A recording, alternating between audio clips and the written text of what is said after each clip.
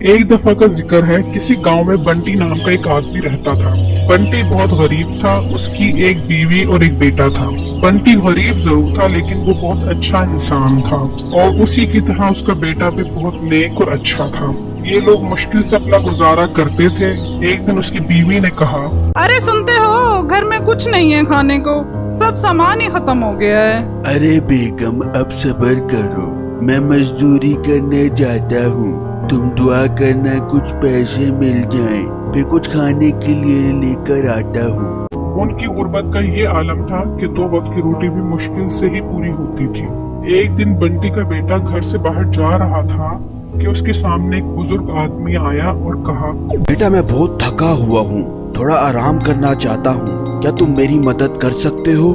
ये सुनकर बच्चा बोला, जी बाबा जी, क्यों नहीं, आप हमारे घर आ जाओ, वहाँ आराम कर लो।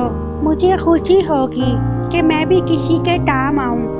ये सुनकर बुजुर्ग बहुत खुश हुआ और बच्चे के साथ उनके घर आ गया और आराम करने के लिए लेट गया। वहाँ दूसरी तरफ बंटी को कोई काम नहीं मिला। जाओ भाई, कोई काम नहीं है, कल आना। बंटी बहुत उदास हुआ और सोचने लगा कि अब घर खाने के लिए क्या लेकर जाऊं, मेरे पास तो पैसे नहीं हैं। वहाँ उसके घर में बुजुर्ग ने बेटे से कहा, बेटा तुमने मुझे आराम करने के लिए जगह दी है। इतने में बुजुर्ग की आवाज तब्दील हो गई, तुम एक नेक बच्चे हो, मुझे तुम्हारी ये नेकी बहुत अच्छी लगी है। ये मेरी लाठी अपने पास रखो, तुम जो खाना इससे मांगोगे वो तुम्हें मिल जाएगा। बच्चे ने बुजुर्ग से वो लाठी ले ली और फिर बुजुर्ग गायब हो गया। बच्चे ने लाठी से कहा, ए लाठी, मुझे मुर्ग पुलाव चाहिए। तो उसके सामने मुर्ग पुलाव आ गई। बच्चा बहुत खुश हुआ। शाम को जब बंटी और उसकी बीवी घर आए तो बच्चे ने इन्हें सब कुछ बता दिया और लाठी से कहा, ए लाठी, मुझे मुर्ग कौरमा चाहिए। ये कहा तो उनके सामने मुर्ग कोरमा आ गया।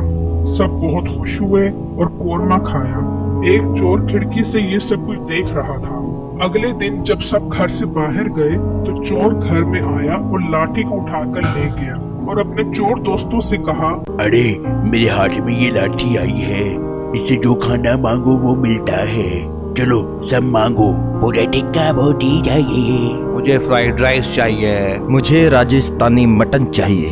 उन्होंने जैसे लाठी से खाना मांगा तो वो सब के सब बंदर बन गए और लाठी वापस उसी बच्चे के पास चली गई। तो इस कहानी से बच्चों हमें ये सीखने को मिलता है कि कभी चोरी नहीं करनी चाहिए। अगर चोरी करोगे तो उसकी सजा जरूर मिलेगी।